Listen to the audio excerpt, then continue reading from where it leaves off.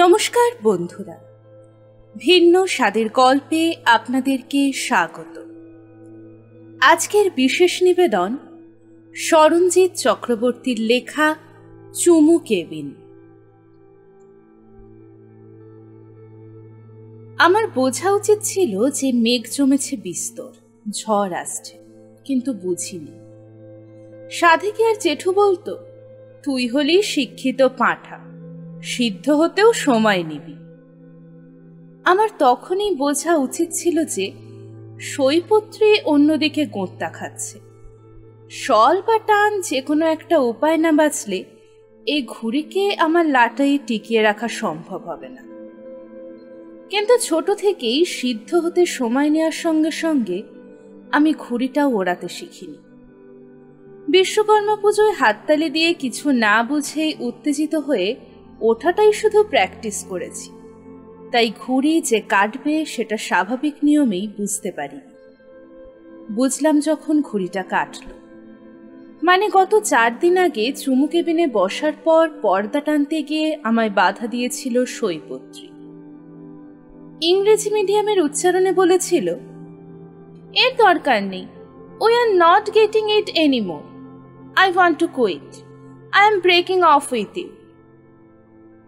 যে কোনো গালাগালির মতো বিচ্ছেদের কথাও কি ইংরেজিতে বললে একটু কম ধারালো শোনায়? যে শোনে তার মন একটু কম খারাপ হওয়ার সম্ভাবনা থাকে। আমি প্রথমে বুঝতে পারিনি, বলেছিলাম, আজ তো পেঁয়াজ খাইনি। গ্রো আপ হিরণ্য, আমরা আর একসঙ্গে থাকছি না। তুমি পেঁয়াজ খাও বা না খাও, we are not in a relationship anymore. কেন? আমার মনে হয়েছিল 10 লক্ষ কাঁচের জানলা ভেঙে পড়ল আমার বুকের ভিতরে। কেন থাকছি না আমরা? কি হলো হঠাৎ? হঠাৎ নয় তো। সই ব্যাগ থেকে চুইনগাম বের করে এমন করে মুখে দিয়েছিল যেন রাস্তায় জুতো সারাতে গেছে। আমি হিন্ট দিচ্ছিলাম তোমায়, কিন্তু তুমি তো মানে কি বলবো, তাই বলছি গ্রো আপ। কেন সই, কেন? আমি ছোট্ট কেবিনটার ভিতরে জালে পড়া কই মাছের মতো লাফাচ্ছিলাম। কেন এমন করছো? সই ক্যাজুয়ালি বলেছিল, আমার বহুদিন ধরে মনে হচ্ছিল যে আমি ঠিক রিলেশনটা মানতে পারছি না। তারপর লাস্ট টু লাস্ট সানডে আমি স্পষ্ট করে বুঝলাম আমার কি চাই, হোয়াট আই রিয়েলি ওয়ান্ট। কি চাও তুমি? আমায় বলো, আমি সব এনে দেব। আমার কোথায় দোষ বলো? আমি বেশ বুঝতে পারছিলাম ভেঙে পড়া সেই সমস্ত কাঁচ ক্রমশ গেঁথে যাচ্ছে, কেটে বসছে আমার শরীরে। সই উঠে দাঁড়িয়ে বলেছিল, it's not you, it's me. যাই হোক, best of luck for coming days. সরো, আমি যাব। এমন কিছু একটা ছিল সইয়ের বলার ভঙ্গিতে যে আমি বুঝেছিলাম আমার প্রেমের মাথায় RIP পড়ে গেছে, আর কিছু করার নেই। কেবিন থেকে বেরিয়ে সই যখন হেঁটে বেরিয়ে যাচ্ছিল বাইরে, আমি শেষ চেষ্টা করেছিলাম, কে সই? কার জন্য ছেড়ে তুমি আমায় গেলে? ট্রেনে করে বহুদূরে চলে যাওয়ার সময় মানুষ যেভাবে শেষবারের মতো প্ল্যাটফর্মে দাঁড়ানো অচেনা মানুষের দিকে তাকায়, সেভাবে আমার দিকে তাকিয়ে সই বলেছিল, আমার জন্য হিরণ্য, জাস্ট আমার নিজের জন্য। কি হলো, কার ধ্যান হচ্ছে? পিছন থেকে আসা গলার স্বরে চমকে উঠলাম আমি। দেখলাম রাজুদা, মানে আমার বস। কিরে, তুই 8 ঘন্টা ধরে একই স্ক্রিন খুলে বসে কি করছিস? প্রেমে পড়লি না প্রেম থেকে উঠলি? আমি কি বলবো বুঝতে না পেরে ভাঙা দেওয়ালের মতো চোখে তাকিয়ে রইলাম রাজুদার দিকে। রাজুদা বলল, শোন, তুই তেলেই পড় বা জলেই পড়, কিছুদিন পরে আমাদের প্রেজেন্টেশন। আমার রেকমেন্ডেশন অনুযায়ী তোকেই পিচ করতে হবে, তাই পুল ইওর শক্স আপ ব্রাদার, না হলে কিন্তু কপালে খুব দুঃখ আছে তোর।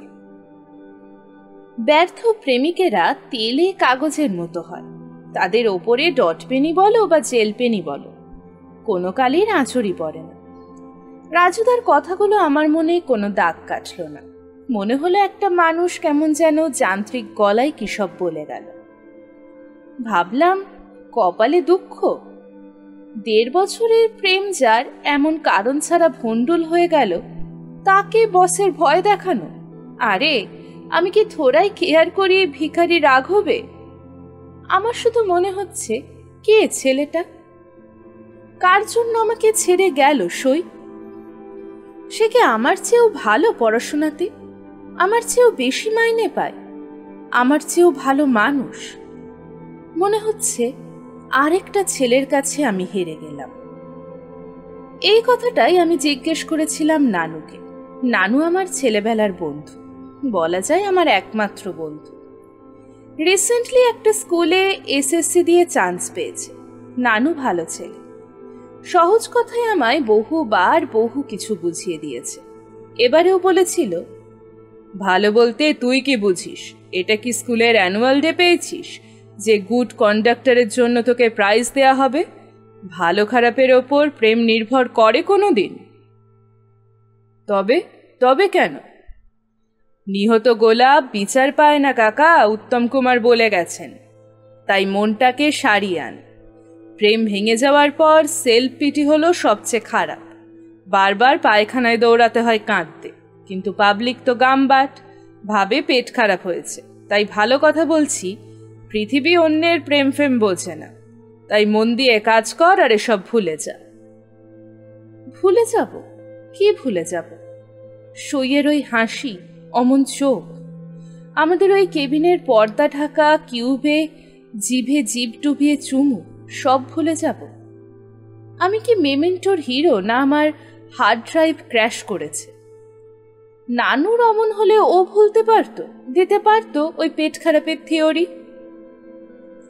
সারাদিন আমার ভিতরে দম হারানো ঘোড়াটা বাড়িতে ফেরার পথে বড় রাস্তার মোড়ের ওই চুমু কেবিনের সামনে এসে কেমন যেন মুখ থুবড়ে পড়ল। আমাদের নর্থ কলকাতায় যে কটা কেবিন এখনো বেঁচে পড়তে আছে, তার ভিতরে এই কেবিনটাই বোধহয় সবচেয়ে বড়। দোতলায় উঠে দরজা দিয়ে ঢুকেই একপাশে কালো কাঠের ফ্রেমের ওপর শ্বেত পাথরের টপ দেওয়া সারসার টেবিল, আর অন্য পাশে পরপর 6টা পর্দা টানা কিউবিকল। এই কেবিনগুলো সাধারণত প্রেমিক প্রেমিকাদের দখলেই থাকে। আর ওই পর্দার ওপারে মোগলাই, কাটলেট আর কফির সঙ্গে আরও কিছু খাবার দাবারও চলে। আর সেই সব উত্তর আধুনিক খাবার দাবারের জন্যই এই হিমাংশু কেবিনের নাম হয়েছে চুমু কেবিন। আমি সেই চুমু কেবিনের সামনে এসে আর নিজেকে ধরে রাখতে পারলাম না। ফ্যাল ফ্যাল করে তাকিয়ে দেখলাম আমার ভিতরের দম হারানো ঘোড়াটা কেমন যেন লুটিয়ে পড়েছে ফুটপাতে। আর আমি হয়তো সেই ঘোড়ার শোকেই বাচ্চার মতো ফোঁপাতে লাগলাম। দেখলাম আমার সামনের চুমু কেবিনে উঠে যাওয়ার সিঁড়িটা কেমন যেন কাঁপা কাঁপা আর ঝাপসা হয়ে এলো। আমি ভুলে গেলাম এটা রাস্তা, ভুলে গেলাম আমার বয়স 26, ভুলে গেলাম এভাবে কাঁদলেই কিচ্ছু ফিরে আসবে না, আসে না। আমি ঝাপসা চোখে তাকিয়ে থাকলাম ওই সিঁড়িটার দিকে। কি রে তুই? ঝাপসা দৃশ্যের সামনে কে যেন এগিয়ে এলো আমার দিকে। ঘোড়ার শোকে নেতিয়ে পড়া আমি চোখ মুছতেও ভুলে গেলাম যেন। আমার মাথাও কাজ করছে না ঠিক মতো। কে এগিয়ে এলো আমার দিকে? কে প্রশ্ন করলো আমায়? একটি মেয়েলি গলা আগের চেয়ে আরো 4 ঘর গলার জোর বাড়িয়ে খিক খিক করে হাসতে হাসতে প্রশ্ন করল, হে কি রে ধুতি, তুই কাঁদছিস কেন? আমার নাম হিরণ্যদ্যুতি রয়। ধুতি নয় মোটে, আসলে ওটা ঝিকির দেয়া নাম। আমায় দেখলেই ও ধুতি বলে ডাকে। এত বিরক্ত লাগে আমার যে কি বলবো। বহুবার বলেছি যে সবাই আমায় হিরণ্য বলে, ও যেন সেটাই বলে ডাকে। কিন্তু মেয়েটা কি শোনার পাত্রী? বরং সব শুনে উল্টে বলে, ঠিক আছে ঠিক আছে, আমি ঠিক একদিন না একদিন তোকে হিরণ্য বলে ডাকবো, বুঝলি ধুতি? ঝিকিরা আমাদের পাড়ায় এসেছে মাস 6। এখন কলকাতা জুড়ে যে পুরনো বড় বাড়িগুলো ভেঙে নতুন নতুন চক্করির মতো ফ্ল্যাট বানাবার অভিযান চলছে, তারই একটার ফল হলো ঝিকিদের ফ্ল্যাট। এখানে বাবা আর মায়ের সঙ্গে ঝিকি আর ওর দাদা তুহিন থাকে। মাস 6 ভিতরেই ঝিকি পাড়ার সবার সঙ্গে বেশ ভালোই ভাব করে নিয়েছে। আসলে মেয়েটা বেশ মিশুকে আর গল্পবাজ, কিন্তু ওর ওই দাদাটা একদম উল্টো। এমন মুখ করে পাড়ায় ঘুরে বেড়ায় যেন লিলিপুটদের দেশে ভুল করে এসে পড়েছেন গ্যালিফার। ঝিকির মুখে শুনেছি ওর দাদা বেশ বড় চাকরি করে, আর সুযোগ পেলেই জিমে গিয়ে কারি কারি প্রোটিন শেক খায় আর লোহা লোফালুফি করে ষষ্ঠীচরণকে লজ্জা দেয়। এটা শোনার পর বুঝতে পেরেছি আমাদের এই ছোট বুক আর বড় পেটের দেশে ও এমন ছেনি হাতুড়ি দিয়ে তৈরি করা শরীর নিয়ে কি করে ঘুরে বেড়াচ্ছে। ঝিকের মুখে শুনেছি তুহিন নাকি মিস্টার ইন্ডিয়া কন্টেস্টেও নাম দেবে। তোমায় একবার বস ডাকছে। বরখা আমার পাশে এসে আস্তে আস্তে বলল, আমায়? আমি দিবা স্বপ্নের থেকে ছিটকে এসে পড়লাম অফিসে। বরখা ওর আইলাইনার সাজানো চোখ দুটো বড় বড় করে বলল, তোমার নামই তো হিরণ্যদূতি, তাই না? আমি চেয়ারটা পিছনে ঠেলে উঠলাম। গা পিত্তি জ্বলে যায় কথা শুনলে। এই মেয়েটা আমার সঙ্গে কখনো সোজাভাবে কথা বলতে পারে না, সবসময় চিমটি কেটে কথা বলে। অবশ্য এটা তো হতে বাধ্য। এই অফিসে আমার একমাত্র কম্পিটিটর তো এই বরখাই। আমার যেটা পিচ করার কথা সেটা যাতে ও করতে পারে তার জন্য নাকি প্রচুর চ্যানেল করেছিল, কিন্তু রাজুদা আমার নামটাই রেকমেন্ড করেছে। আর তারপর থেকেই খোঁচার ইন্টেন্সিটি যেন আরো কিরকম বাড়িয়ে দিয়েছে বরখা। বরখা মানে তো বৃষ্টি, কিন্তু এই বৃষ্টি কাব্যভাব আনে না মোটেই। এ আসলে অ্যাসিড রেন। রাজুদার চেম্বারটা আমার ঘরের থেকে কিছুটা দূরে। চেম্বারের পাশেই রাজুদার সেক্রেটারি লিসির টেবিল।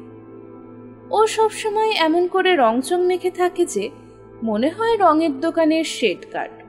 তবে মেয়েটা ভালো, খুব ফ্রেন্ডলি। আজ আমায় দেখেই বলল, hi Hiranya, what's up buddy, looking tired? আমি হাসার চেষ্টা করে অনিচ্ছুক দাঁতগুলো বের করলাম। টায়ার্ড তো হবই, রাতে কি আমার ঘুম হয়? চোখ বুঝলেই তো খালি সইয়ের মুখটা ভেসে ওঠে সামনে। ভেসে ওঠে ওর হাসি, গালের টোল আর অদ্ভুত বাদামি চুলগুলো। এসব মন খারাপ করা ছবি চোখের সামনে ঘুরঘুর করলে কি আর ঘুম আসে? লিসি বলল, হি ওয়াজ লুকিং ফর ইউ।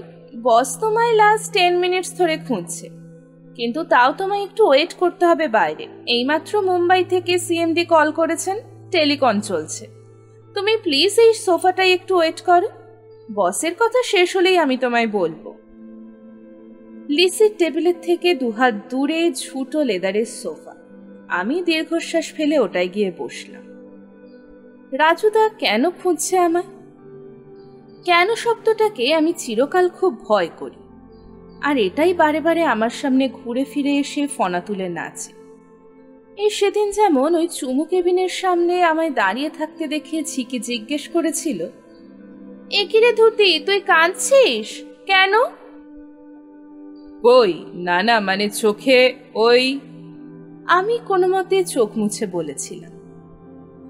ঝিকি আমার হাত ধরে টানতে টানতে উল্টো ফুটের গড়াইদার চায়ের দোকানের বেঞ্চে নিয়ে বসেছিল। বলেছিল, আবার ঠক, আমি স্পষ্ট দেখলাম। কেসটা কি বলতো? প্রেমের ধর্ম হলো প্রকাশ, কিন্তু ব্যর্থ প্রেমের ধর্ম হচ্ছে ওম প্রকাশ। মানে পুরনো দিনে সেই ক্যারেক্টার অ্যাক্টরটি যে খুব ঘ্যান ঘ্যান করত। আমি ওর মতো ঘ্যান ঘ্যানে গলায় বললাম, ওই সই, মানে ও আমায় ছেড়ে দিয়েছে। ছেড়ে দিয়েছে মানে বেঁধে রেখেছিল নাকি? ঝিকি পকেট থেকে একটা গাম বের করে চিবোতে চিবোতে বলেছিল। আমি বলেছিলাম, আমাদের 1.5 বছরের সম্পর্ক, আর বলে কিনা ওর ভালো লাগছে না। এটা কি ইয়ার কি পেয়েছে? ঝিকি নাক টেনে বলেছিল, তোরা ছেলেরা বড্ড সেন্টিমেন্টাল হোস কিন্তু। আরে বাবা, ওর তো ভালো নাই লাগতে পারে, তুই অন্য কাউকে খুঁজে নে না, ল্যাটা চুকে যায়। আমি ঝিকির দিকে তাকিয়ে বলেছিলাম, আমি ওকে ছাড়া থাকতে পারবো না রে, তোর সঙ্গে তোর খুব ভালো বন্ধুত্ব, তুই ওকে একবার বল না প্লিজ। আমি? ও আমার কথা শুনবে কেন? তাও প্লিজ। আর দেখিস না যদি জানতে পারিস কোন ছেলের সঙ্গে এখনো ঘুরছে। হিউ বয়েজ আর ইনকরেজেবল, সে সব কিছুই হয়, সেটা মেনে নিতে শিখলি না। আরে কোথাকারকে একটা ছেলে এসে আমায় হারিয়ে দিয়ে যাবে, আমি তা কিছুতেই মানতে পারবো না। Hiranya, boss is calling you inside. লিসের কথায় আমার আবার অফিসে অবতরণ হলো। আমি নিজেকে গুছিয়ে নিয়ে উঠে দাঁড়ালাম। দেখা যাক রাজুদা কি বলে। আসলে আমার নিজেরও রাজুদার কাছে কিছু কথা বলার আছে। রাজুদার মুখটা কেমন যেন ব্লটিং পেপারের মতো লাগছে আজ। কাঁচা পাকা চুলগুলোও কেমন যেন উস্কো খুস্কো। আমি গিয়ে দাঁড়াতেই রাজুদা চেয়ারটা দেখিয়ে দিয়ে বলল, বস। কি হয়েছে তোর হিরণ্য, এমন করছিস কেন? নাও, আবার কেন? আমি কেনর তলায় চাপা না পড়ে সেটাকেই পাল্টে ছুঁড়ে দিলাম। কেন রাজুদা? কেন মানে? কি করছিস তুই? আচ্ছা বলতো আমরা কি কাজ করি? এ আবার কেমন প্রশ্ন?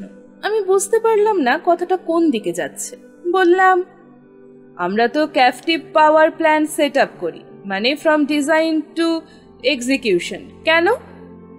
তুই একজন ইলেকট্রনিক্স ইঞ্জিনিয়ার, গোটা স্কাডা সিস্টেমটা ডিজাইন করা তোর কাজ। তোকে আমি প্রজেক্ট কোঅর্ডিনেটরের কাজে বেলজিয়াম পাঠাবার জন্য মুম্বাইতে রেকমেন্ড করছি, আর তুই সেখানে এমন ঝোলাচ্ছিস।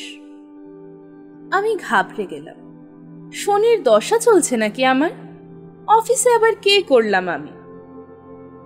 আমার মুখ দেখে রাজুদা মাথা নাড়ল। দেখ তোর অবস্থা, আরে নিজেই বুঝতে পারছিস না কি কেলো করেছিস। আরে তামিলনাড়ুর ওই পেপার মিলটার লজিক ডিজাইনটা তোর করার কথা ছিল, সেটাতে কি করেছিস? মুম্বাই থেকে আমায় ঝাড় দিল বস। এমন গবেটের মতো কাজ তুই করেছিস ভাবতে আমার অবাক লাগছে। আর এই সামনেই এক পার্টির কাছে আমাদের প্রজেক্ট ডিটেল প্রেজেন্ট করার কথা তোর। আমি নিজে তোর নাম রেকমেন্ড করেছি। আমার তো ভয় লাগছে এবার সেখানে তুই কি করবি। আমি মাথা নিচু করলাম। আসলে সই না করে দেওয়ার পরের কয়েকদিন আমি খুব ভুলভাল ছিলাম। সেই সময়ই ওই কাজটা করা। জানি প্রফেশনালদের এমন অজুহাত দিতে নেই, কিন্তু ভিতরের সত্যিটাকে তো আর মারতে পারি না। রাজুদা বলল, শোন, অল ইজ নট লস্ট। আরো 2 দিন সময় আছে, মেইন ইট। আর এবার কোনো ভুল আমি চাই না, কেমন? আমি মাথা নাড়লাম। জানি এবার আমার চলে যাওয়া উচিত, কিন্তু আমার যে একটা কথা বলার আছে, তাই দাঁড়িয়ে রইলাম। রাজুদা জিজ্ঞেস করল, কিছু বলবি? আমি আমতা আমতা করে বললাম, রাজুদা, বাড়িতে একটা এমার্জেন্সি আছে। অফিস থেকে যদি 1,02,000 টাকা লোন পাওয়া যেত তবে। রাজুদা আমার দিকে এমন করে তাকালো যেন আমি ঘোড়ার ডিমের অমলেট খেতে চেয়েছি। বলল, এই ব্লান্ডারের পর মুম্বাই স্যাংশন করবে ভেবেছি 100 টাকা, আর আমি নিজেও রিস্ক নেব না তোর। এমনিতেই তোকে কেন আমি সুযোগ দিচ্ছি তাই নিয়ে কানাঘুষো হচ্ছে। আর রিস্ক নেই। শোন, আগে আমাদের প্রপোজাল সাকসেসফুলি পিচ কর পার্টির সামনে, তারপর আমি পার্সোনালি দেখব যাতে লোনটা হয়। আর সেখানে ঝোলালে, if I go down I will take you along with me. বুঝেছিস? আমাদের বাড়িটা খুব বড়, কিন্তু আমাদের ভাগ্যে যে অংশটা পড়েছে সেটা খুব একটা কিছু বড় নয়, বরং ছোটই বলা যায়। 2টো শোয়ার ঘর, একটা বসার প্লাস খাওয়ার জায়গা, একটা বাথরুম আর একফালি ছোট্ট একটা রান্নাঘর। আমাদের মা ছেলের অবশ্য চলে যায় এতেই। আমার বাবা নেই, এক দিদি আছে, তারও বিয়ে হয়ে গেছে প্রায় 9 বছর। ফলে মোটামুটি একরকম ছাড়া হাত পা বলাই যায়। মানে বাইরের লোক তেমনই বলে, কিন্তু আমরা জানি যে ব্যাপারটা অত সহজ নয়। বাবা সামান্য একটা প্রাইভেট কোম্পানিতে চাকরি করত, খুব বেশি মাইনেও ছিল না। দিদির বিয়ে দিতে গিয়ে জমানো যা ছিল প্রায় সবই খরচ হয়ে গিয়েছিল। দিদির বিয়ের বছর 4 পর বাবাও মারা যায় হঠাৎ। সে সময়টা আমাদের খুবই কষ্টে গেছে। জামাইবাবু না থাকলে আমাদের অবস্থা খারাপ হতো আরো, কারণ জামাইবাবু মানে সত্যদা আমাদের দায় দফায় সব রকম ভাবে সাহায্য করেছে। পড়াশোনা নিয়ে আমার কোনোদিনই সমস্যা হয়নি, ছোট থেকেই অঙ্কটা ভালো পারি। ক্লাস 11-12 যখন সবাই কোচিংয়ে মেয়েদের প্রেমে পড়ছিল, আমিও তখন প্রেমে পড়েছিলাম ক্যালকুলাসে। জয়েন্ট ক্র্যাক করতে আমার কষ্ট হয়নি একটু। ইলেকট্রনিক্সটাও পেয়েছিলাম স্মুথলি, সেখানেও রেজাল্ট ভালো ছিল, তাই ক্যাম্পাস থেকেই চাকরি পেয়ে যাই এই এমএনসিতে। এই অবধি মন্দের ভালো হিসাবে চলছিল সব, কিন্তু তারপরেই বিপর্যয় আসে। সত্যদার পার্টনারশিপের ব্যবসাটা হঠাৎ ধসে যায়। মানে পার্টনার মারোয়ারি লোকটি প্রচুর টাকা উঠিয়ে ভেগে যায়। বাজারে ঋণ, অসমাপ্ত কাজ, ব্যাংক লোন সব নিয়ে সত্যদার খারাপ সময়ের সেই শুরু। দিদিদের রংচঙে জীবনটা কয়েক মাসের ভিতরে কেমন যেন চোখলা ওঠা খণ্ডহর ধরনের হয়ে পড়ে। জমানো সব টাকা পয়সা দিয়েও সত্যদার সব ঋণ শোধ হয় না। আমার ভাগ্নেটার স্কুল ফি দেওয়াটাও দুষ্কর হয়ে ওঠে। সেই সময় মা আমায় বলে ওদের পাশে দাঁড়াতে। গত বছর দুয়েক আমি সাধ্যমতো চেষ্টা করছি সত্যদাকে সাপোর্ট করার। সত্যদাও অনেকটা মিটিয়ে এনেছে বাজারের দেনা, আর এখন শেষ মুহূর্তে এসে সত্যদার টাকার দরকার পড়েছে খুব, একসঙ্গে 2 লাখ টাকা। এটা হলেই সত্যদা আবার নিজেকে সামলে নিতে পারবে, নতুন করে আবার শুরু করতে পারবে সব। মা আমায় কয়েকদিন আগে বলেছিল টাকার কথা। অনেকের কাছে 2 লাখ টাকা এখনকার দিনে হয়তো অনেক টাকা নয়, কিন্তু আমার মতো ছেলের কাছে অবশ্যই অনেক টাকা। আমি এত টাকা কোথা থেকে দেব বুঝতে পারি। তখন মাই বলেছিল অফিস থেকে লোন করতে, কিন্তু এখন যা পরিস্থিতি তাতে লোন পাবো না। মানে রাজুদা ইচ্ছে করলেই হতে পারত, কিন্তু রাজুদাই যে বেঁকে বসেছে, আর সেটা অস্বাভাবিকও কিছু নয়। আমি কয়েকদিন যাবৎ যা ধ্যারাতে শুরু করেছি, আমি বেশ বুঝতে পারছি যে আমার সুযোগ কমে আসছে। রাজুদার ভরসা কমে আসছে আমারও। ওই লোনটার জন্য আমায় আবার পুরনো ফর্মে ফিরতে হবে, কিন্তু সব বুঝতে পারলেও কাজে সেটাকে দেখাতে পারছি না কিছুতে। চূড়ান্ত ক্যালাসের মতো আমি কাজে মন দিচ্ছি না, মানে পারছি না। প্রতি 4.5 মিনিট অন্তর আমার মনে পড়ছে সইপত্রীর কথা, আর আমার ভিতরে কে যেন ছোট ডোজে ভরে দিচ্ছে নাইট্রিক অ্যাসিড। কে বলেছে আজে বাজে খেলেই শুধু অ্যাসিডিটি হয়? প্রেম ভেঙে গেলেও মানুষের অ্যাসিডিটি হয়, আমি জানি। অফিস থেকে আজ তাড়াতাড়ি বেরিয়ে এসেছি, কিন্তু তা বলে সরাসরি বাড়িতে যাব না। আমার এখন মন খারাপ বলে নানু বলেছে ও আমায় নিয়ে থিয়েটার দেখতে যাবে আজ। আমার এসব পোষায় না। গল্প, কবিতা, থিয়েটার, ছবি আঁকা এসব ভালো লাগে না একদম। কি সব বলতে চায় মাথামুন্ডু কিছুই বুঝি না। তবু একা থাকলেই নাইট্রিক অ্যাসিডের ঢেকুর উঠছে বলে নানুর এই গ্রুপ থিয়েটার দেখার কথায় আমি আর না করি। কিছুর ভিতরে থাকলে আমার মনটা হয়তো একটু সারতে পারে। হলেও অন্ধকারে বসে কালো কালো মাথা দেখে আর মঞ্চের কঠিন কঠিন কথাবার্তা শুনে আমার ডিপ্রেশন আরো বেড়ে গেল। হল থেকে বেরিয়ে নানু কাঁধের ঝোলাটা ঠিক করে আমায় বলল, সাবঅল্টার্ন কনটেক্সটে পোস্ট মডার্ন অ্যাপ্রোচটা দেখলি? দারুণ, তোর কি মনে হলো বল? আমি ঠক গিলে বললাম, এগুলোর মানে কি? সে কি, তুই এসবের মানে জানিস না? আমি বললাম, তুই জানিস পিএলসি মানে কি, স্কাডা কাকে বলে? নানু থমকে গেল। রাগ করছিস কেন? সত্যি সইপত্রী চলে যাওয়ার পর থেকে তুই যেন কেমন হয়ে গেছিস। ও না চলে গেলে কি আমি সাবঅল্টার্ন আর পোস্ট মডার্ন ব্যাপার সব বুঝে যেতাম? নানু হাসল, মাথাটা ওর বরাবর ঠান্ডা। বলল, তুই কি সইয়ের সঙ্গে কথা বলেছিস? আমি রবীন্দ্র সদনের দিকে হাঁটতে হাঁটতে বললাম, ও নিজেই পোস্ট মডার্ন হয়ে গেছে, আমি তাই কানেক্ট করতে পারছি না। নানু আমার কাঁধে হাত দিয়ে বলল, আহা বল না, রিসেন্টলি কথা বলেছিস? না, ওর বাড়ি গিয়েছিলাম। মা সাবান শ্যাম্পুর সেলসম্যান এসেছে এমন মুখ করে বলল দেখা হবে না, ওর নাকি পরীক্ষা, তাই খুব ব্যস্ত। আর আমি যেন ওকে বিরক্ত না করি। ব্যাস, এতেই দমে গেলি? সারাদিন অফিস আমায় আঙ্কেল টম করে রাখে, ফিরতে রাত হয়। কি করব বল?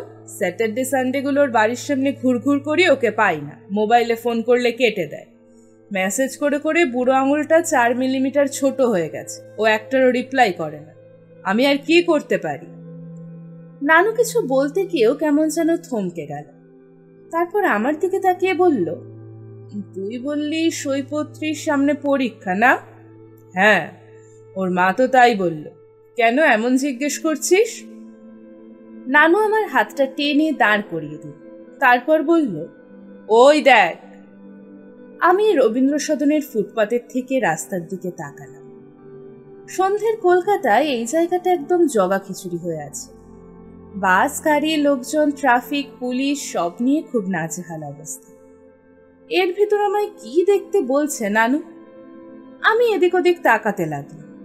ওরে কানা, ওই দেখ। নাইট্রিক অ্যাসিডের সঙ্গে যেমন 440 ভোল্ট বিদ্যুৎ শরীরে পাক খেতে পারে তা আমি প্রথম বুঝলাম। দেখলাম রাস্তার অন্য দিক দিয়ে হাঁটছে সইপত্র, জিন্স টি শার্ট পরা, বাঁ কাঁধে আমারই দেওয়া ব্যাগ। সই হাঁটছে আর হাসছে, খুব হাসছে। আর সেই হাসিতে যোগ দিয়ে ওর ডান দিকে হাঁটছে ভবিষ্যতের মিস্টার ইন্ডিয়া, তুহিন। সন্ধ্যের ওই জট পাকানো কলকাতাটা যেন আমার মধ্যে ঢুকে গেল একদম। তীব্র একটা যন্ত্রণা সেকেন্ডের মধ্যে ছড়িয়ে গেল শরীরে। আমি বুঝলাম আসলে সইকে আমি যতটা না ভালোবাসি তার চেয়ে অনেক গুণ বেশি ভালোবাসি আমি নিজেকে।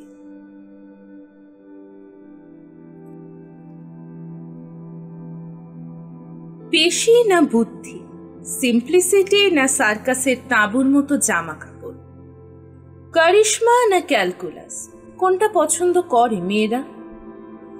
সই যখন নতুন নতুন প্রেমে পড়েছিল আমার, বলেছিল তোমার সিম্পলিসিটিটাই তোমার চার্ম। বলেছিল calculus is so sexy, you have great brain muscles.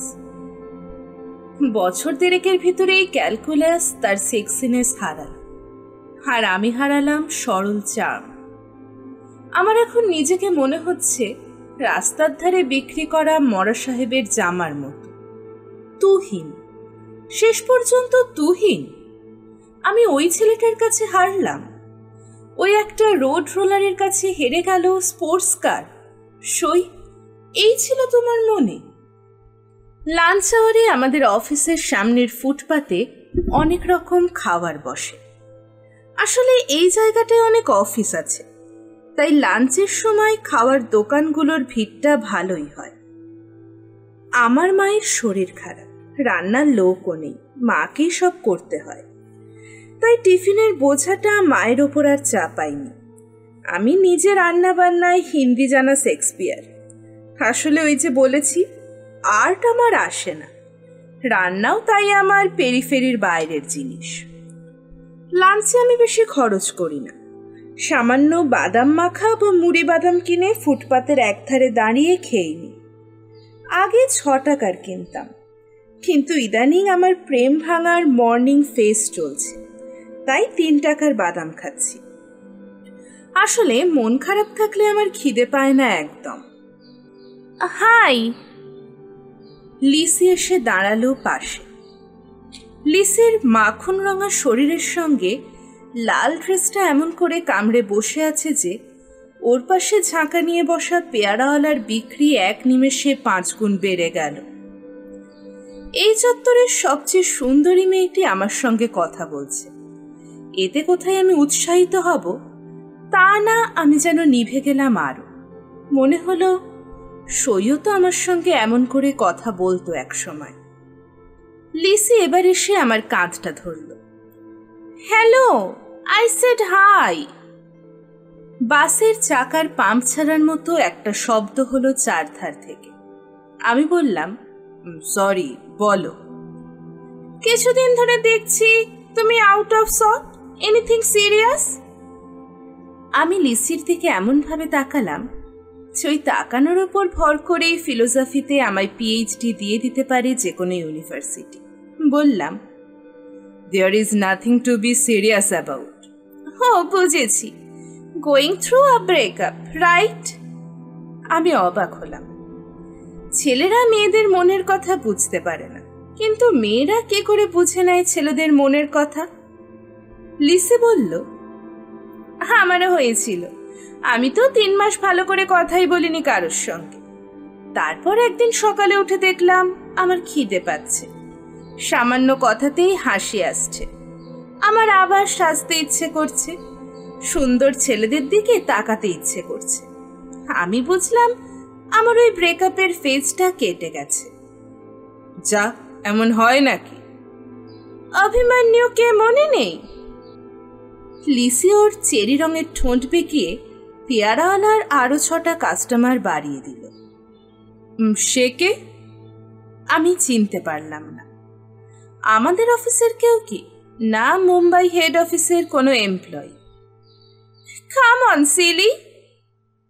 লিসি বিশ্ব ব্রহ্মাণ্ড দুলিয়ে হাসল। অর্জুনের ছেলে, মহাভারতে, মনে নেই?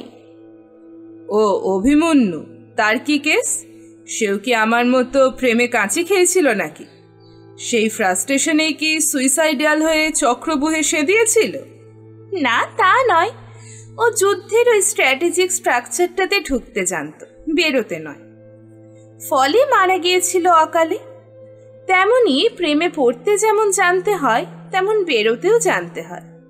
ফলিং ইন লাভ আর ফলিং আউট অফ লাভ দুটোই খুব ইম্পর্টেন্ট, বুঝলে? দেখলাম শুধু আমি নয়, আশেপাশের সবাই, এমনকি পেয়ারাওয়ালাটার মাথা দুলিয়ে দুলিয়ে লিসির মহাভারত ব্যাখ্যা শুনছে। সুন্দরীরা যে বিষয়ে বলুক, পৃথিবীতে কোথাও তাদের শ্রোতার অভাব হয় না। লিসি আবার বলল, তোমাকেও বেরোতে জানতে হবে, নয়তো মারা পড়বে। আর তোমার পারফরমেন্স নিয়ে কিন্তু বস খুব ওয়ারিড। উনি তোমায় ব্যাক করেছেন আর তুমি নিজে ব্যাক গিয়ারে যাচ্ছ। সামনে কিন্তু সিএমডি আসছেন হেড অফিস থেকে। তুমি নিজেকে গ্যাদার করো। তোমার এই পেপার মিলের কাজটা তো এখনো শেষ হলো না। আজ ডেডলাইন আছে বিকেল 5টায়, মনে আছে তো? আমি মাথা নাড়লাম। কথাটা ঠিক বলেছে লিসি।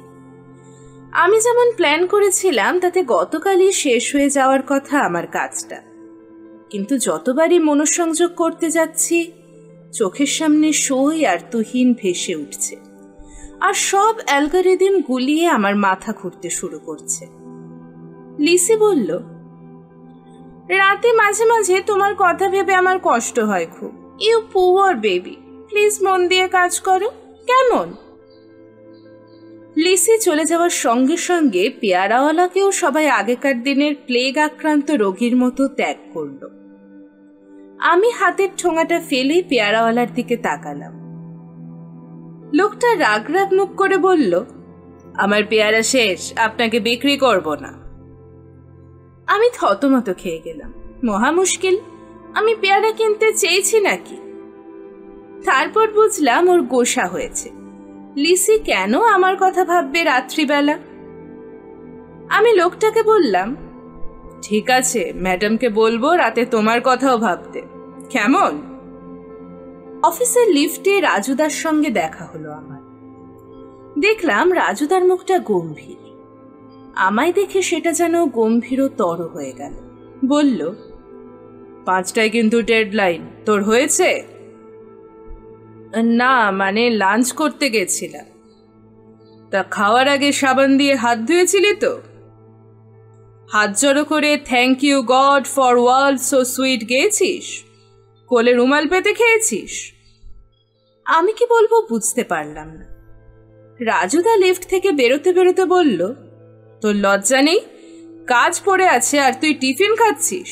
না, তোকে দিয়ে হবে না। ভাবছি বরখাকে পিচ করতে পাঠাতে হবে। গিয়ে তোর ডেস্কে দেখ, একটা জিনিস পাঠিয়েছি।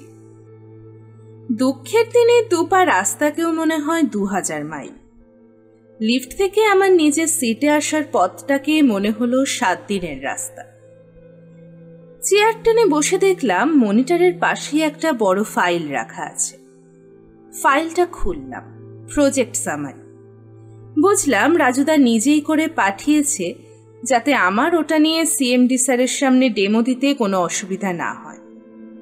আর বেশি সময় তো নেই, যদি ডিটেলে সব পড়তে না পারি, তাই রাজুদাই সামারি করে আমায় রক্ষা কবচ পাঠিয়েছে। আমার লজ্জা লাগলো খুব।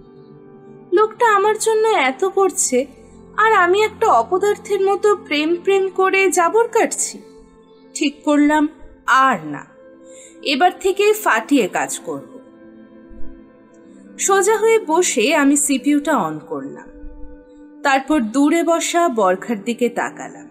ও আমায় দেখে হাসল, হাত তুলে নাড়ল একটু, যেন বলতে চাইলো বাই বাই। আমি চোয়াল শক্ত করলাম। দাঁড়াও, করাচ্ছি বাই। হিসাব করে দেখলাম এখন 2টো বাজে। 5টা মানে আরো 3টে ঘন্টা আছে হাতে। চেপে করলে কাজটা 2.5 ঘন্টায় নামিয়ে দিতে পারবো। আজ পর্যন্ত কোনো ডেডলাইন আমি ফেল করিনি, আজও করব না। প্রথম স্কোয়ার থেকে বেরিয়ে আমায় 100 খোপের দিকে ছুটতেই হবে এই সাপলুটোর পৃথিবীতে। 2 হাত খসে নিয়ে আমি সোজা হয়ে বসে মাউসটা ধরলাম। তারপর কম্পিউটার স্ক্রিনের দিকে চোখ দিলাম। ওফ! সঙ্গে সঙ্গে আমার বুকে এসে লাগলো তীর। হাত থেকে গান্ডিব নয়, মাউস খসে পড়ল। আমার কম্পিউটারের ডেস্কটপের ছবি প্রতি 6 দিন অন্তর নিজের থেকেই পাল্টে যায়, এমন করেই আমি সেট করে রেখেছি। ফার্স্ট হাফে আমার খাতায় কলমে কাজ ছিল বলে মেশিন চালাইনি। এখন চালিয়ে দেখলাম গতকালের সিনারি বদলে গেছে আজ। দেখলাম মনিটরের বড় স্ক্রিন জুড়ে আমার দিকে তাকিয়ে আছে সইপত্রী। এই ছবিটা এখনো রয়ে গেছে কম্পিউটারে। একটা আস্ত রোড রোলার বসে গেল আমার বুকের ভিতরে। মনে হলো অফিসের প্রতিটা আলো যেন নিভে আসছে একে একে। পায়ের তলায় মার্বেলের মেঝে চোরাবালির মতো টেনে নিচ্ছে আমায়। মনে হলো সব বৃথা। ফলই যখন পাওয়া যাবে না, তখন কাজ করে আর কি হবে? মাউস নয়, এবার আমার হাতটাই যেন খসে পড়ল শরীর থেকে। দেখলাম দূরে বরখা হাসছে, হাত নাড়ছে, বলছে বাই। বুঝলাম আমার মনের সমস্ত উদ্যম হত হয়েছে আবার। সাপের মুখে পড়ে আবার আমি ব্যাক টু স্কয়ার ওয়ান। বড় রাস্তায় বেরিয়ে বুঝলাম মনের ভেতর যে কালো রঙের জিনিসটা জমেছে, তাকে ক্লাসিক্যাল সাহিত্যের ভাষায় বলে গ্লানি। বুঝলাম এটা জমলে মুখটা তেতো হয়ে যায়। সুবাতাসকে মনে হয় খালপাড়ের হাওয়া, আর প্রজাপতিকে লাগে চামচিকের মতো। আজ রবিবার, আমার ছুটি। কলকাতাও অন্যান্য দিনের চেয়ে আজ অনেক বেশি ফাঁকা আর শান্ত। আমি জানি এই সময়টায় নানু চুমু কেবিনের উল্টো দিকের গড়াইদার চায়ের দোকানে থাকে। আমার তো নানু ছাড়া গতি নেই, তাই শেষ বিকেলের রাস্তা পেরিয়ে আমি সেই দিকে হাঁটা দিলাম। আজ দিদি এসেছিল সকালবেলায়, একাই এসেছিল। কথায় কথায় একবার ওই টাকার কথাটাও তুলেছিল, 2 লাখ টাকা। আমি যেন শুনতে পাইনি, এমন করে টিভি চালিয়ে বসেছিলাম। মা যে আমার দিকে তাকিয়েছে সেটা আমার মনের অ্যান্টেনা ঠিক টের পেয়েছিল, তবু আমি রিয়্যাক্ট করিনি। মা দিদিকে ভরসা দিয়ে বলেছিল টাকাটা ঠিক জোগাড় হয়ে যাবে। দিদি গেছে 4টের সময়, আর তার কিছু পরেই মা এসেছিল আমার ঘরে। আমি সকালের খবরের কাগজটা আবার উল্টোচ্ছিলাম। মা বলেছিল, এ কি রে, দিদি সকালে যখন টাকার কথা বলল তখন তুই কিছু বললি না তো? আমি কোনো উত্তর না দিয়ে কাগজের উপর ঝুঁকে পড়েছিলাম। মা একটানে কাগজটা সরিয়ে নিয়ে বলেছিল, কি হলো তোর? পেপারে মুখ লুকিয়ে পার পাবি ভেবেছিস? চেষ্টা করছি মা, কিন্তু 2 লাখ টাকা তো অনেক। তুই অফিসে বলিসনি? বলেছি, কিন্তু আমার বস বলছে যে এখন ওই রাজু না কে তোকে তো খুব পছন্দ করে, তবে হবে না কেন? আমি কি বলবো মাকে, এইসব অফিসের ব্যাপার তো মা আর বুঝবে না। আমায় রাজুদা পছন্দ করে নিজের এখতিয়ারের ভিতরে কাজ করতে দিতে পারে, তা বলে টাকার ব্যাপারে রিস্ক নেবে? আর আমার পারফরমেন্সও এখন ভালো নয়, কোন ভরসায় রাজুদা আমায় ব্যাক করবে? তবে পারফরমেন্সের কথাটা তো আর মাকে বলা যায় না, সম্ভব নয়, কারণ সেসব শুনলে মা আর রক্ষা রাখবে না। সইপত্রীকে মায়ের প্রথম থেকেই অপছন্দ, আমি জোর করে মায়ের মত করিয়েছিলাম। এখন যদি মা জানে যে ও আমায় ল্যাং মেরেছে, তবে আর রক্ষে থাকবে না আমার। আর যদি এও জানে যে সেই শোকে আমি কাজকর্ম ডকে তুলে দুঃখ করতে বসেছি, তবে তো আর কথাই নেই। কি রে, কি বলছি তুই শুনতে পাচ্ছিস না? কি করব মা, আমি চেষ্টা করছি তো। কিচ্ছু করছিস না তুই, অপদার্থ, একটা অকৃতজ্ঞ। সত্য কি করেছে আমাদের জন্য, আর সেখানেও দুঃসময়ে তুই পেপার পড়ছিস, লজ্জা লাগে না? পেপার পড়তে আমার লজ্জা লাগে না, কিন্তু মা যেটা মানে করছে তার ফলে আমার মনে তখন থেকে একটা কালো রঙের জিনিস জমছে। আর তারপর থেকেই সুবাতাসকে মনে হচ্ছে খালপাড়ের হাওয়া, তেতো লাগছে মুখটা। প্রজাপতি দেখে ভাবছি এই হেমন্তে শহরে এত চামচিকি এলো কোথা থেকে। নানুর পাশে আমি ঝিকিকে দেখে চমকে গেলাম একটু। এই রে, সবার সামনে আবার আমায় ভুলভাল নামে ডাকবে। আমায় দেখেই ঝিকিয়ে ঝিকিয়ে উঠল। এই ধুতি, আয় এদিকে।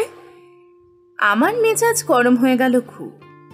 মনে হলো আমায় ধুতি বলে ডাকবে বলেই অনাবশ্যক কথাটা বলল। মেয়েটা সবসময় এমন লোফার ছেলেদের মতো হাব ভাব ভালো লাগে না আমার।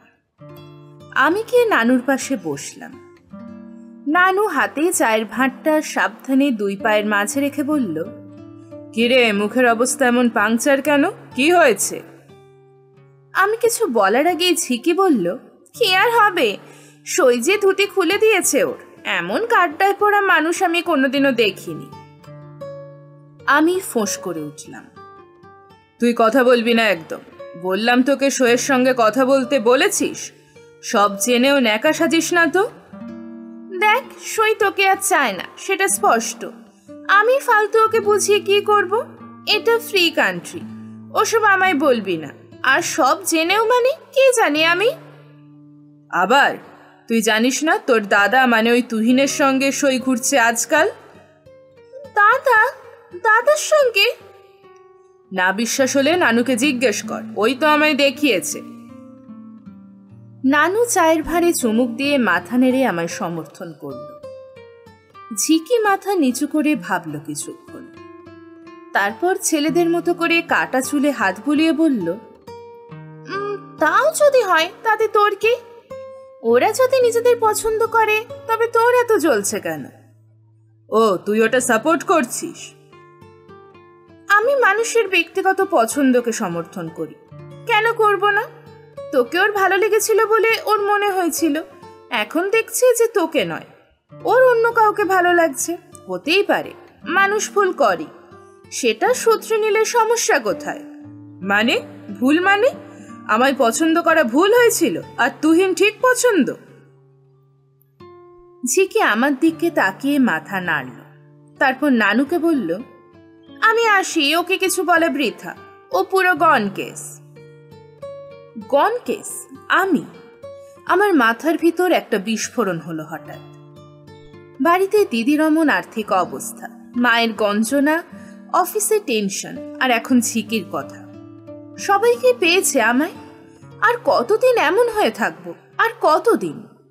সইকে ভালোবেসে আমি কি পাপ করেছি নাকি যে সবার কথার তলায় থাকতে হবে? তাছাড়া আমার জীবনটাও যে নাকের ডগা দিয়ে বেরিয়ে যাচ্ছে। যেখানে আমায় অফিসে গুবলেট আর বাড়িতে অশান্তি পোহাতে হচ্ছে, সেখানে সই অন্যের সঙ্গে হাসি হাসি মুখে ঘুরে বেড়াবে?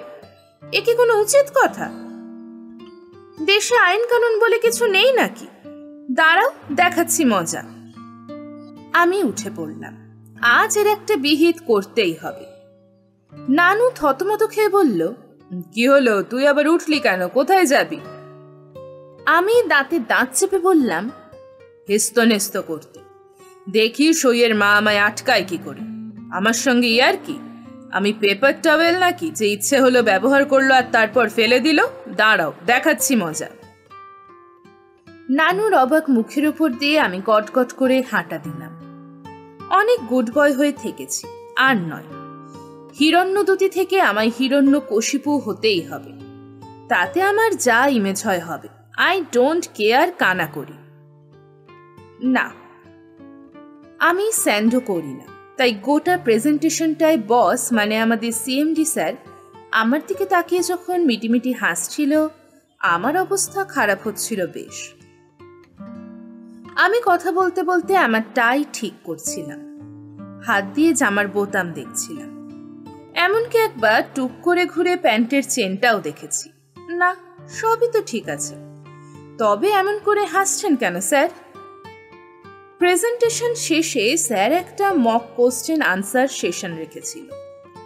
সেখানে স্যার, রাজুদা থেকে শুরু করে বরখার মতো জুনিয়ররাও আমায় নানা প্রশ্ন করেছে। গোটাটাই আমি বুঝতে পারছিলাম যে আমার পরীক্ষা হচ্ছে। একটা কাজে কোম্পানিকে রিপ্রেজেন্ট করতে যাব, তাই আমি কতটা যোগ্য বিচার করা হচ্ছে। তা যথাসাধ্য উত্তর দিয়েছি আমি। যদিও বরখা খুব কঠিন আর জটিল প্রশ্ন করছিল, তবু আমায় খুব একটা কাবু করতে পারেনি।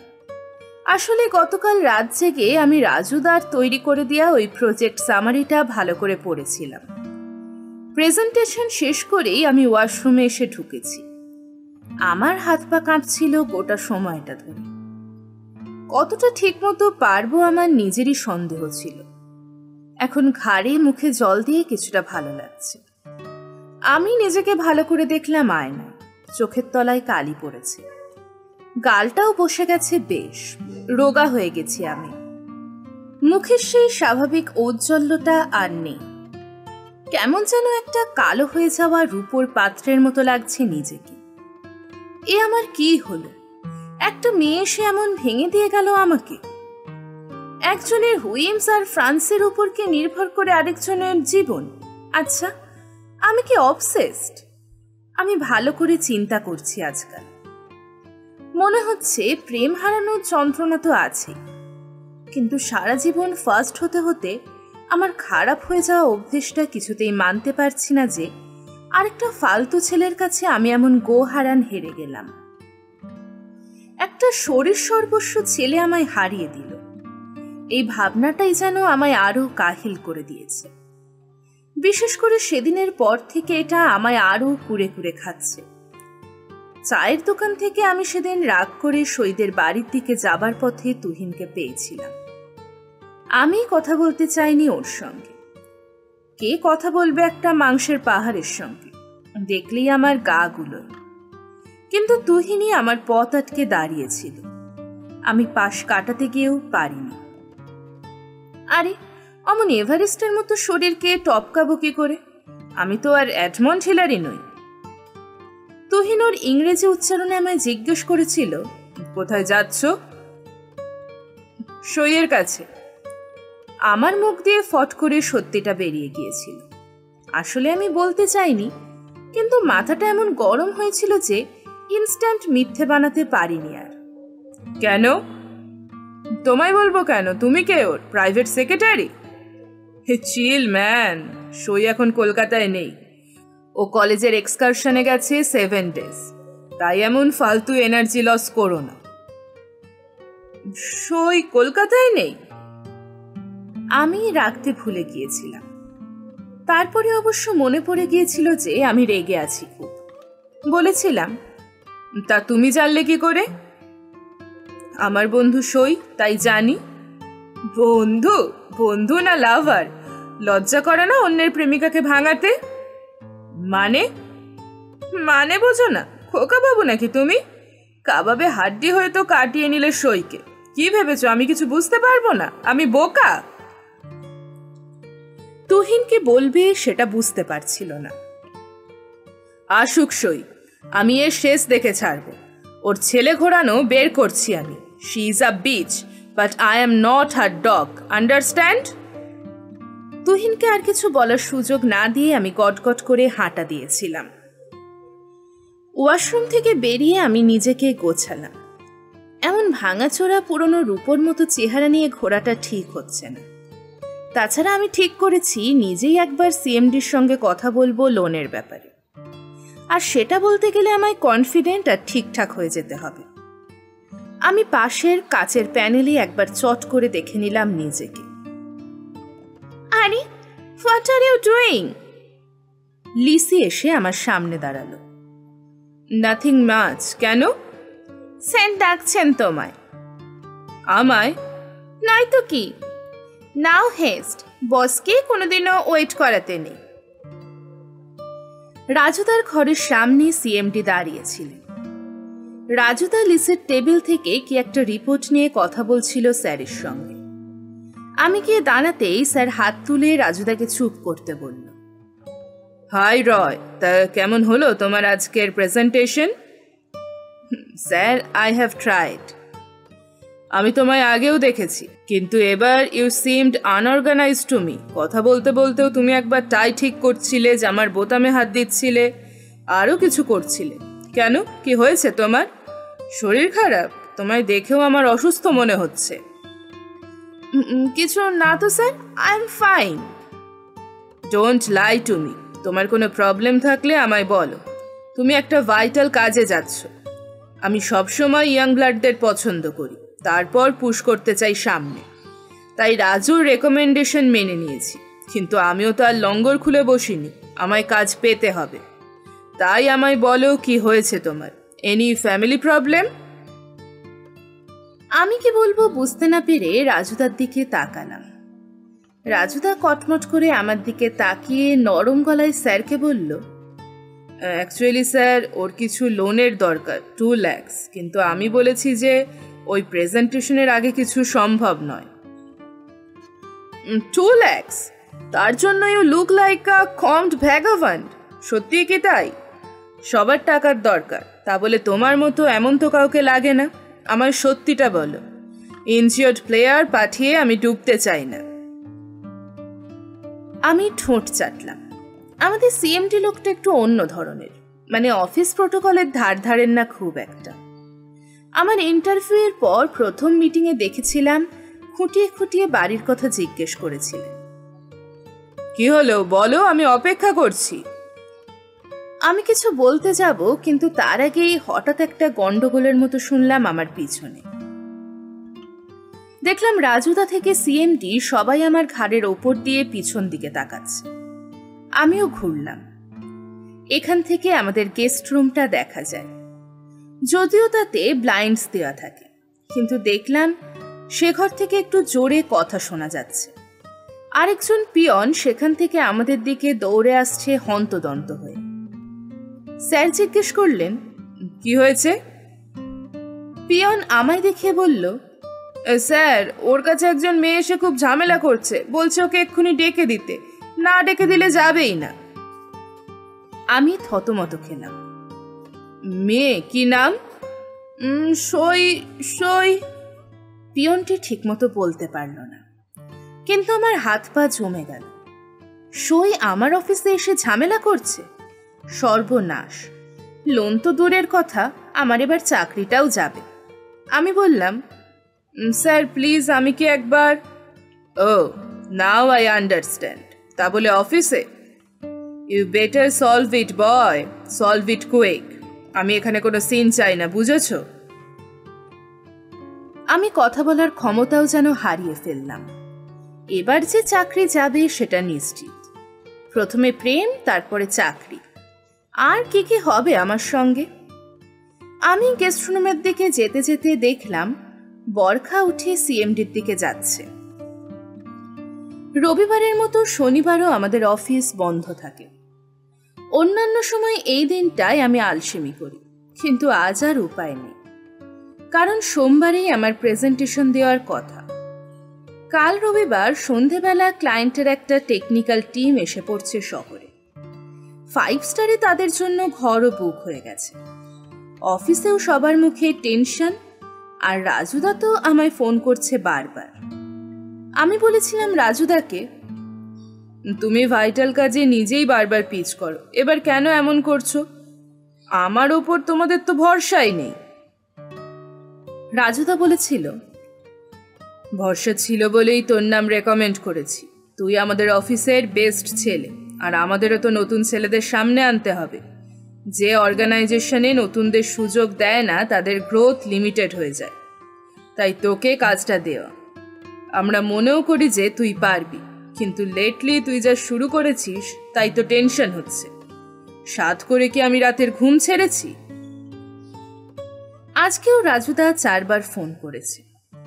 আমি কতটা তৈরি হচ্ছি তাই নিয়ে খুব টেনশন করছে লোকটা। আমি চেষ্টা করছি খুব।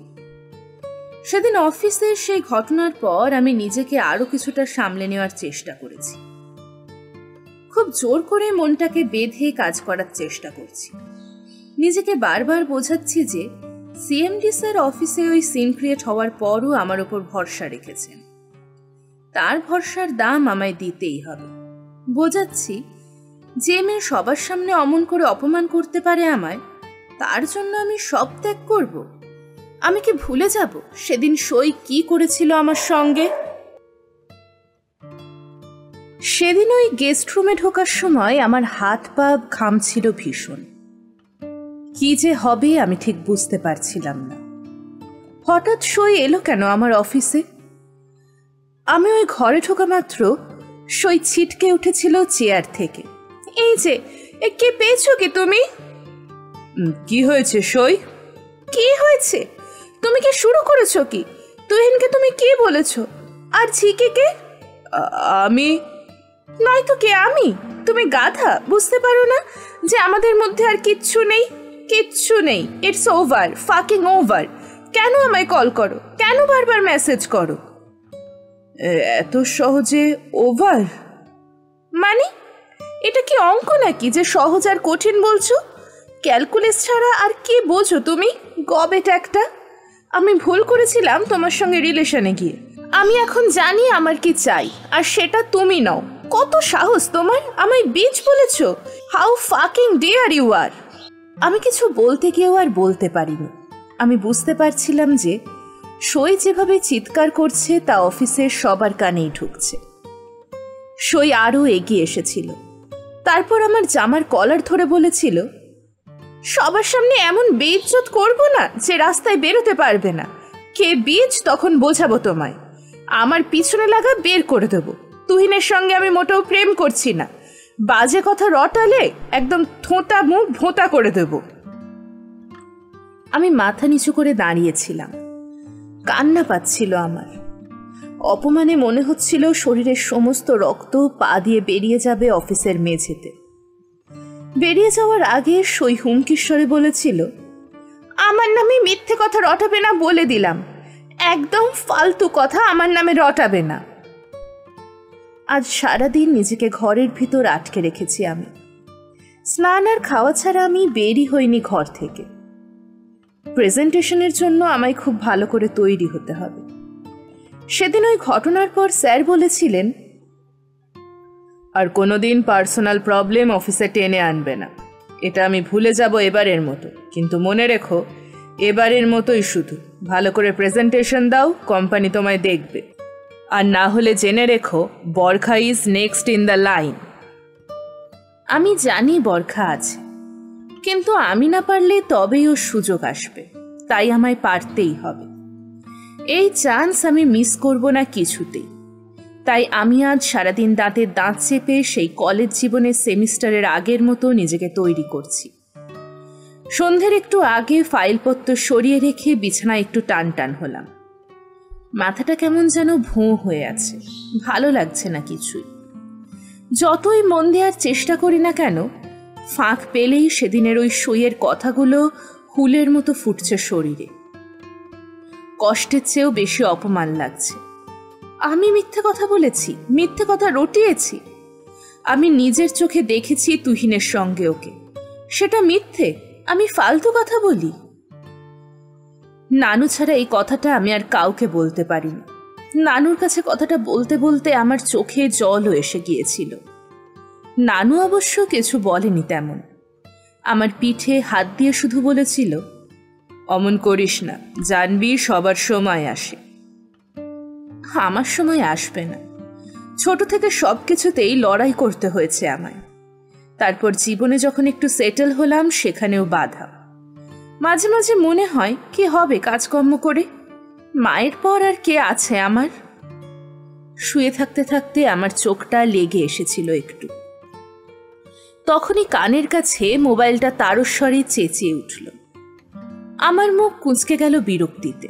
এই রাজুদাটা না মায়েরই, এমন করছে যেন আমি ফাঁকিবাজ বাচ্চা, যেন আমার কাণ্ডজ্ঞান বলে কিচ্ছু নেই। হাত বাড়িয়ে ফোনটা তুলে দেখলাম নানু। কিরে তুই? সই একটু আগেও চুমু কেবিনে ঢুকেছে। আমি শিওর এবার তুহিনও আসবে। তুই চট করে চলে আয়। আজ ভিতরে ঢুকে দুটোকে হাতে নাতে ধরবি, তারপর বলবি যে ফালতু কথা তুই রটাসনি, ও যেটা করছে সেটাই বলেছিস। চলে আয় হিরণ্য, লেট করিস না। এমন হাতে নাতে ধরার সুযোগ আর পাবি না তুই। আমি তড়াক করে লাফিয়ে উঠলাম খাট থেকে। আমার বাড়ি থেকে বড় রাস্তা জোরে হাঁটলেই 4 মিনিট, দৌড়ে গেলে 2। আমি বাড়ির টি শার্ট আর পাজামা পরেই বেরিয়ে গেলাম। মা একটু অবাক হলো, কিন্তু আমার তাড়া দেখে তেমন কিছু বলল না। আমি অর্ধেক হেঁটে আর অর্ধেক দৌড়ে 3 মিনিটে নানুর কাছে পৌঁছালাম। নানু চায়ের দোকানের বেঞ্চে উদ্গ্রীব হয়ে বসেছিল। আমায় দেখেই উত্তেজিতভাবে বলল, এই একটু আগে আমি এসেছি এখানে, আর প্রায় সঙ্গে সঙ্গেই দেখলাম সই এদিক ওদিক দেখে কোনো মতে চুমু কেবিনে ঢুকে গেল। তোকে দেখতে পাইনি? না, আমি ওই আড়ালের দিকে ছিলাম তখন, আর ও এত তাড়াহুড়ো করছিল যে খেয়াল করেনি। আমার শালা দেখেই রাগ হয়ে গেল।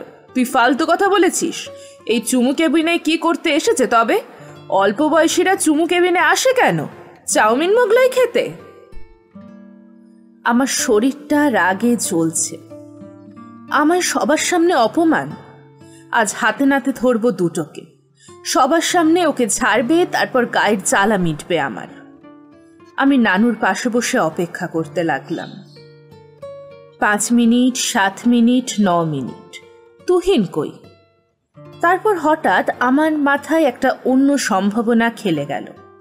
হ্যাঁ রে নানু, তুহিন যদি আগে থেকেই ভিতরে বসে থাকে তবে? হ্যাঁ তাই তো, এটা তো মাথায় আসেনি। তবে কি করি বলতো? তুই ভিতরে গিয়ে দেখ একবার, হাতে নাতে ধরতেই হবে ওকে। অফিসে গিয়ে অমন করেছে তোর সঙ্গে, এর একটা তো বিহিত করতে হবে নাকি? আমি উঠে পড়লাম। একবার দেখতেই হবে আমায়, এভাবে সুযোগ নষ্ট করা যাবে না। আমার মন শান্ত না হলে কোনো কাজ করতে পারবো না। রাস্তা পার হয়ে আমি গিয়ে দাঁড়ালাম চুমু কেবিনের সামনে। এক মুহূর্তের জন্য আমার বুকটা কাঁপল।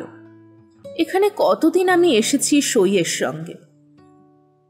পর্দা ঢাকা কিউবে বহুবার আমি চুমু খেয়েছি সইকে, আর সই আজ সেখানেই অন্য একজনের সঙ্গে। আমি আর ভাবতে পারছি না। চোয়াল শক্ত করে সিঁড়ি দিয়ে লাফিয়ে লাফিয়ে উঠলাম আমি। কেবিনের ভিতরে বিশেষ লোকজন নেই। দূরে কাউন্টারে বসে ক্যাশিয়ার মানুষটি হাই তুলে আমার দিকে তাকালো, তারপর আবার খবরের কাগজে মুখ গুজে ফেলল। আমি এদিক ওদিক তাকালাম। 2 জন বসে আছে বাইরে, এর মধ্যে নেই সই। নভেম্বরের শেষেও আমার গরম লাগলো খুব। কিউবগুলো দেখলাম এবার, পরপর 6টা। প্রথম 5টার পর্দা খোলা, ভিতরে কেউ নেই, কিন্তু দেওয়ালের ওই মাথায় কিউবটার পর্দা টানা আছে। তবে কি ওইটাতেই ওরা আছে? মাথার ভিতর কি যে একটা পাক খেয়ে উঠল, আমি নিজেই বুঝতে পারলাম না। সারা জীবনের ভীতু মানুষটাকে ছিঁড়ে যেন একটা দৈত্যের মতো কেউ বেরিয়ে এলো। আমি ভুলে গেলাম এভাবে কারোর প্রাইভেসিতে ঢোকা অভদ্রতা, অন্যায়। প্রায় লাফিয়ে আমি ওই কেবিনটার সামনে গিয়ে দাঁড়ালাম।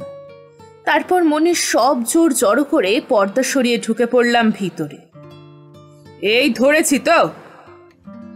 কথাটা মাঝপথে গিয়ে গোত্তা খেয়ে দাঁড়িয়ে পড়ল। আমার মুখ হাঁ হয়ে গেল। চোখ ও কপাল বেয়ে ব্রহ্মতালিতে ওঠার উপক্রম হলো। দেখলাম পর্দার আড়ালে শোয়ের ঠোঁটের ভিতরে নিজের ঠোঁট গুজে দিয়ে প্রাণপণে চুমু খাচ্ছে ঝিকি। মুহূর্তের জন্য আমার পা কে যেন সিমেন্ট দিয়ে গেঁথে দিলেও মেঝেতে। সই আর ঝিকি এখানে? সই প্রথম দেখলো আমায়। দ্রুত নিজেকে ঝিকির থেকে আলাদা করে নিয়ে বলল, তুমি তুমি এখানে? আমি কি বলবো বুঝতে না পেরে বললাম, তোমরা।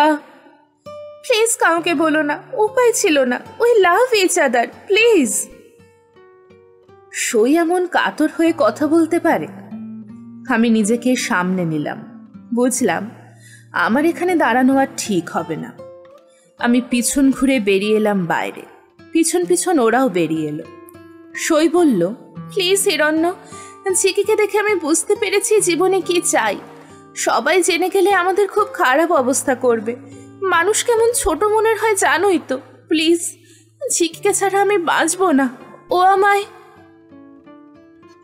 আমি না দাঁড়িয়ে কেবিন থেকে বেরিয়ে এলাম।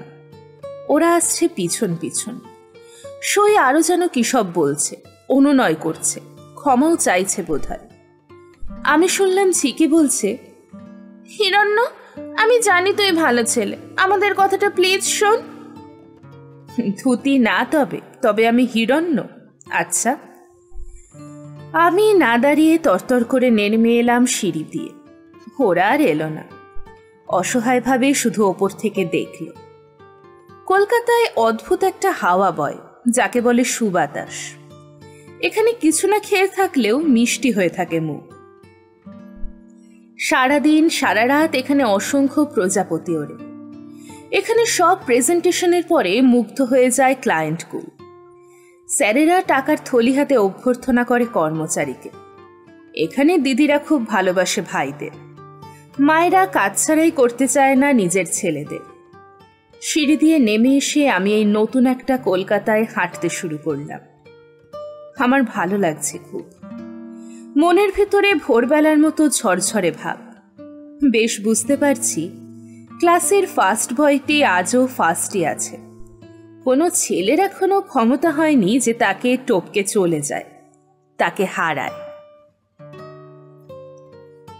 এখানেই শেষ হলো সরঞ্জিৎ চক্রবর্তীর লেখা চুমু কেবিন। গল্পটি আপনাদের কেমন লাগলো অবশ্যই জানাবেন কমেন্ট বক্সে। আর এখনো যদি আমার চ্যানেলটিকে সাবস্ক্রাইব করে না থাকেন, এক্ষুনি চ্যানেলটিকে সাবস্ক্রাইব করে নিন।